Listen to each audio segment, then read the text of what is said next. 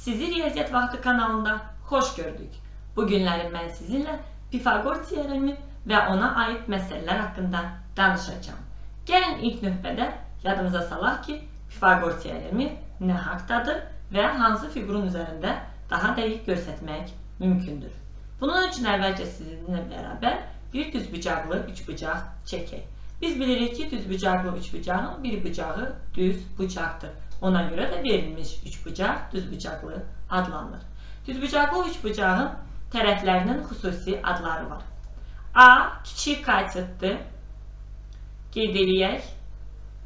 B böyük katitdir. Böyük katit. C isə hipotenuz adlanır. Pifagor teoremi dediyimizdə, Pifagor teoreminə əsasən katitlərinin kvadratlarının cəmi hipotenuzun kvadratına bərabərdir. Yəni, kiçik katitin kvadratı üstəgəl böyük katitin kvadratı bərabərdir hipotenuzun kvadratına. Verilmiş bu ifadə Pifagor teoremi adlanır. Pifagor teoremi. Yəni, bir daha xatırladıram. Kiçik katitin kvadratı üstəgəl böyük katitin kvadratı bərabərdir hipotenuzun kvadratına. Gəlin keçid alaq məsələlərimizə və onların üzərində bir daha bunun təsdiqini tapaq. Birinci misala baxaq. Misalları bugünlərim sizinlə 8-ci sinif dərsliyindən baxacağım. Deməli, gəlin birinci tapşırığa baxaq. Pifagor teoremini tətbiq etməklə katitləri verilmiş düzbucaqlı üçbucağın hipotenuzunu tapın. A variantına baxaq. A variantında kiçik katit 6'dır. Böyük katit 8'dir. Hipotenuz x işarə olunub. Bu deməkdir ki, x'in kvadratı bərabərdir 6'nın kvadratı üstəgəl 8'in kvadratına. X kvadrat bərabərdir 6'nın kvadratı 36, 8'in kvadratı 64. Bu deməkdir ki, x kvadrat bərabərdir 100. X bərabərdir kök altında 100 edəcək 10. Biz bilirik ki, kök altından 2 qiymət çıxır, müsbət və mənfi. Amma digər tərəfdən də başa düşürük ki, üçbucağın tərəfi mənfi ola bilməz. Bunun üçün yalnız müsbət qiyməti götürdük. Keçid alaq B variantına. B variantında yenidən düzbucaqlı üçbucaq verilir. Kiçik katit 5'dir. Böyük katit 12'dir. Hipotenuz x'tir. Eyniliklə x'in kvadratı bərabərdir 5'in kvadratı üstəgəl 12'nin kvadratı. X kvadrat bərabərdir 25 üstəgəl 144. X kvadrat bərabərdir 25 üstəgəl 144, 169 alırıq. Buradan x bərabərdir kök altından 169. 13'ün kvadratı 169'dur. Demək ki, kök altından 169, 13 cevabı alacağıq. Gəlin keçək C variantına və orada eyniliklə düzbucaqlı üçbucaq verilmişdir. Kiçik katitimiz 8, böyük katitimiz 15, hipotenuz x işarə olunub. X'in kvadratı bərabərdir 8'in kvadratı üstəgəl 15'in kvadratı. X kvadrat bərabərdir 64 üstəgəl 225. Buradan alırıq ki, x kvadrat bərabərdir 289. X bərabərdir kök altında 289. 17'nin kvadratı 289'dur. Bu deməkdir ki, kök altında 289 bizə 17 cevabı verəcək. Beləliklə biz sizinlə Pifagor teoremini tətbiq etməklə verilmiş düzbucaqlı üçbucaqların hipotenuzlarını tapdıq. Gəlin keçək növbəti məsələ növlərinə. İkinci tapşırığı oxuyaq. Pifagor teoremini tətbiq etməklə düzbucaqlı üçbucağın naməlum katitini tapın. Birinci tapşırıqda hər 3 düzbucaqlı üçbucaq üçün biz sizinlə hipotenuzun qiymətini tapırdıq. Eyniliklə burada isə katitin qiymətini tapmalı olacağıq. Bu deməkdir ki, Pifagor teoremini tətbiq edəcəyik. Yəni, kiçik katit 3'ün kvadratı üstəgəl böyük katit x'in kvadratı bərabərdir hipotenuzun kvadratına 5'in kvadratına. 3'ün kvadratı 9 üstəgəl x kvadrat bərabərdir 5'in kvadratı 25 edir. Demek x kvadrat beraberdir. Toplanan cəm olduğuna göre 25'ten 9 çıxırıq. 25'ten 9 çıxanda 16 edir. Demek ki x beraberdir. Kök altında 16. Bu da bize 4 cevabı verecek. Demek ki verilmiş düzbucaklı üçbucağın böyük kaçtı? 4'e beraberdir. Keçək ikinci düzbucaklı üçbucağa. Kiçik kaçıt x kvadrat. Üste gel böyük kaçıt 12'nin kvadratı. Beraberdir hipotenuz 15. Demek ki 15'in kvadratı. Böylelikle biz sizinle Pifagor terimini yazdık. X kvadrat üste gel 12'nin kvadratı 144 edecek. 15'in kvadratı ise 225'tir. X kvadrat beraberdir 225'ten 144 çıxacaq. 225'ten 144 çıxanda cevap eləyir 81. Demek ki kök altında 81, cevap alırız 9. Deməli kiçik kaçıtımız 9'dur. Böyük kaçıtımız bize verilmiştir 12'dir. Hipotenuz ise 15'e beraberdir. Növbəti üçüncü düzbucaqlı üçbucaq. Kiçik kaçıtımız x'tir. Deməli x'in kvadratı üste gel. Böyük kaçıtımız 15'tir. Olacaq 15'in kvadratı. Beraberdir hipotenuzumuz 17'ye beraberdir. 17'nin kvadratı olacaq. Deməli x kvadrat beraberdir 17'nin kvadratı 289. 15'in kvadratı ise 225'tir. X kvadrat beraberdir 289'dan 225 çıxırıq. Cevap eləyir 64. Deməkdir ki x beraberdir. Kök altında 64. 8 cevabı alırıq. Verilmiş düzbucaqlı üçbucaqların biz məlum iki tərəfinə görə üçüncü tərəfini tapdıq. Yəni hər bir üçbucaqda gördüğümüz kimi bir kaçıt ve hipotenuz məlum edir ve biz digər kaçıtı onların köməyi ilə, yəni Pifagor teoremini tətbiq etməklə tapa bildik. Keçək növbəti tapşırığa. Biraz önce dediğim gibi bugünlerim ben sizinle Pifagor terimine bakıram ve tapşırıklar hal-hazırda 8. sınıf dersliğinden götürülmüştür. Üçüncü tapşırığa baxaq. Düzbucaqlı ABC üçbucağında C düz bucaq təpəsindən şəkildə gördüğünüz kimi AB hipotenuzuna CD hündürlüğü çəkilmiştir. Əgər hündürlük deyil ise xatırladıram ki hündürlük düz bucaq altında çəkilir. A. Şəkildə verilənlərə görə AC və BC kaçıtlərinin uzunluqlarını tapın. AC və BC kaçıtların uzunluqlarını tapmaq üçün biz əvvəlcə diqqətlə şəklimizdə baxmalıyıq. Əslində burada iki dənə düzbucaqlı üçbucaq var.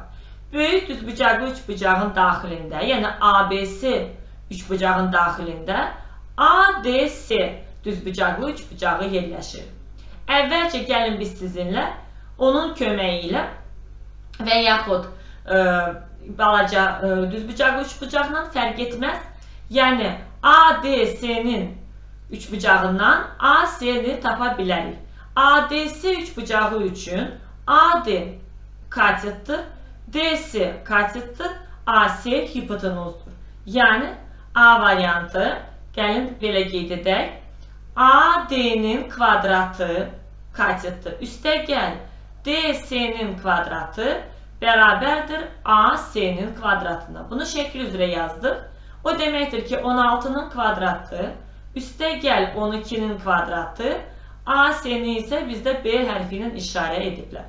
16'nın kvadratı 256 üste gel 12'nin kvadratı 144 beraberdir B'nin kvadratına. Yani B beraberdir kök altında 256'nın üstündən 144 gələndə cevap eləyir 400. Kök altında da 400 bize 20 cevabı verir. Beləliklə biz AC'ni tapdıq. Yəni bu bizdə AC, yəni böyük düzbucaqlı üçbucağın ABC düzbucaqlı üçbucağın böyük kaçıtıdır. Beləliklə indi biz BC'ni, yəni kiçik kaçıtı tapa bilərik. Bunun üçün gəlin biz yenidən Pifagor terimini tətbiq edək. BC'nin kvadratı üstə gəl AC'nin kvadratı beraberdir AB'nin kvadratına. BC'nin qiyməti bizdə A'dır. AS'nin qiyməti biz indi sizinlə tapdıq 20'nin kvadratıdır. AB isə gördüyümüz kimi iki parçadan ibarətdir. AD parçası və DB parçasından. AD parçası 16'dır. DB parçası isə 9. Gəlin bunun izahını yazın ki 16 üstəgəl 9'un kvadratıdır. Yəni A kvadrat üstəgəl 400 bərabərdir. 16 üstəgəl 9 25 eləyir. 25'in kvadratı isə 625 edəcək. Deməli A kvadrat bərabərdir 625 çıx 400. Buradan alırıq ki A bərabərdir kök altında 225 yəni 15 edəcək. Bu da bizim BC katsitimiizdir. A variantında bizə deyilirdi ki AC və BC katsitlərini tapın və biz sizinlə onları tapmış olduq. İndi isə keçək B variantına. Üçbucaq ABC üçün Pifagor teoremini yazın və yazılmış bərabərliyin doğruluğunu yoxlayın və əslində biz bunları biraz öncə hər iki tapşırıq üzərində göstərdik. Bir daha da təkrar olaraq burada sağda göstərə bilərik ki AB hipotenuzdur. Onun kvadratı bərabərdir kiçik katsit BC'nin kvadratı üstəgəl böyük katsitin kvadratına. Bu üçbucaq ABC üçün Pifagor teoreminin ümumi yazılışı olacaq. Növbəti tapşırığımıza keçid alaq. Dördüncü tapşırığı ispat etin olduğuna görə mən o tapşırığı buraxdım və birbaşa 5'e keçid edirəm. Hipotenuzu kök altı 50 olan düzbucaqlı üçbucağın katsitlərinin uzunluqları hansı natural ədədlərlə ifadə oluna bilər?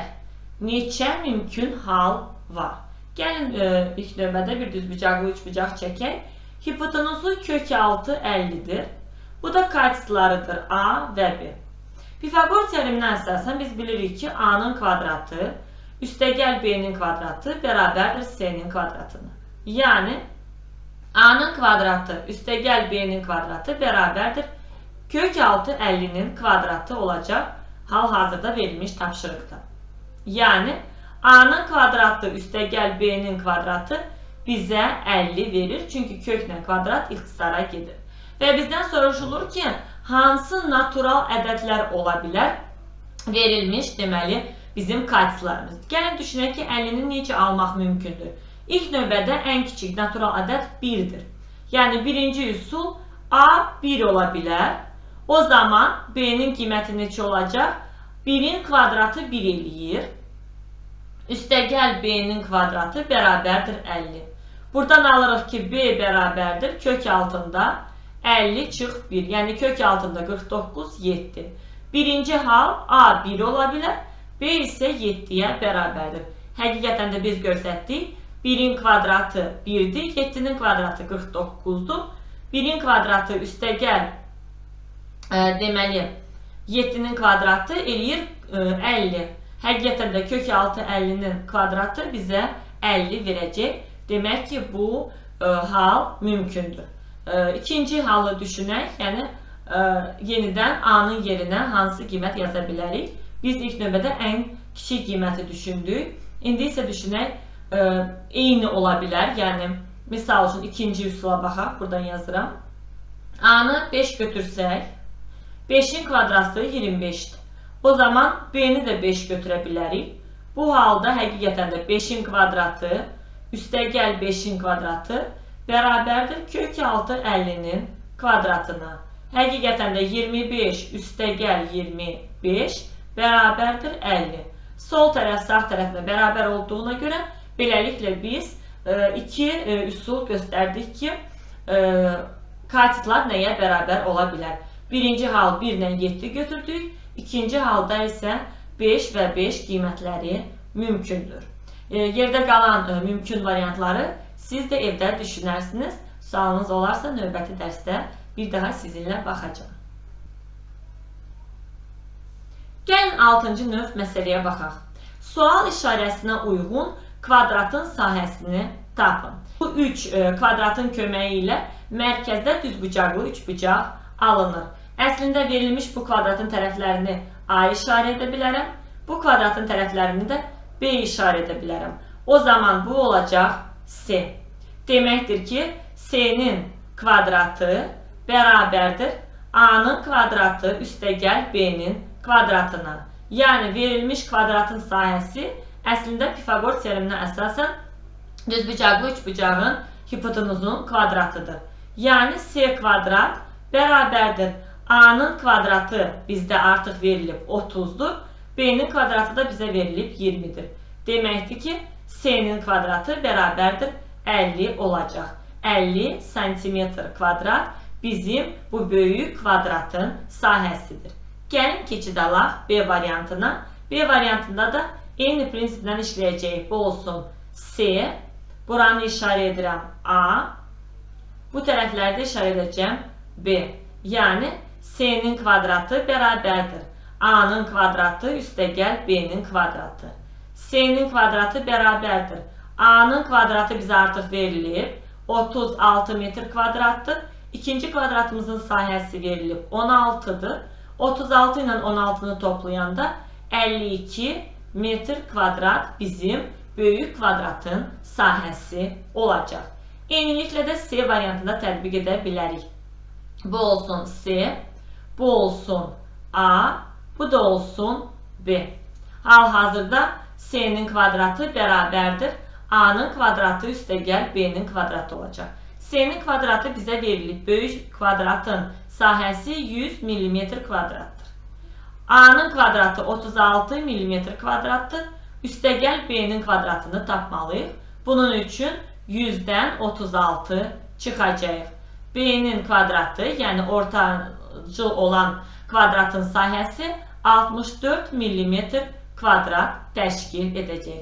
Beləliklə, Pifaqor teoreminin köməyi ilə bir şəkildə görən kvadratların sahələrini də tapa bildik. Burada da onun tətbiqi yer aldı. Gəlin 7-ci tapşırığa baxaq. Hipotenuz üzərində qurulmuş kvadratın sahəsi şəkildə gördüyümüz kimi 25 kvadrat vahiddir. Katslər üzərində qurulmuş kvadratların sahələri fərqi 7 kvadrat vahid olarsa, düzbucaqlı üçbucağın perimetrini tapın. Fərqi dediyimizdə, yəni S2 çıx S1 bərabərdir 7. Gəlin Pifaqor teoremini tətbiq edək. Bu olsun bizə tərəfi A olan kvadrat, tərəfi B olan kvadrat, tərəfi C olan kvadrat. Yəni, S-nin kvadratı bərabərdir A-nın kvadratı üstəgəl B-nin kvadratı. Buradan göstərə bilərəm ki, bu olacaq A-nın kvadratı çıx, bu isə olacaq B-nin kvadratı bərabərdir 7 ifadəsinə. Yəni, A kvadrat çıx B kvadrat 7 olaraq bizə verilib. Burada isə deyilir ki, 25 kvadrat vahid olacaq A kvadrat üstəgəl B kvadratın qiymətini. Və gəlin bu iki ifadəni birləşdirək. Yəni, A kvadrat üstəgəl B kvadrat bərabərdir 25. A kvadrat çıx B kvadrat daha doğrusu bərabərdir 7. Hər iki tənliyi toplaya bilərik.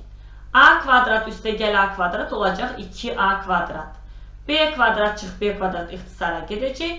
25 üstəgəl 7 cavab eləyəcək 32.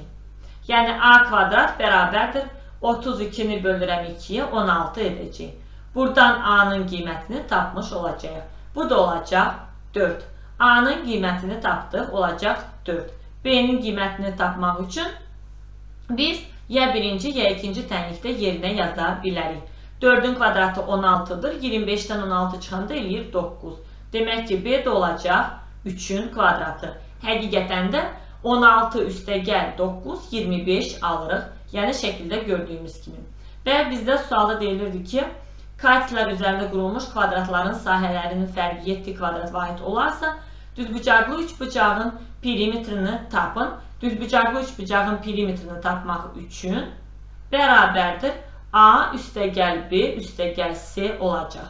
A-nın qiyməti 4 vahiddir, B-nin qiyməti 3 vahiddir və C-nin qiyməti olacaq 5-in kvadratı 25-dir. Buradan 4 üstəgəl 3 üstəgəl 5, 7 üstəgəl 5, 12 kvadrat, 12 vahid bizim perimetrimiz olacaq. 12 vahid. Beləliklə biz sizinlə cavabı tapmış olacağıq.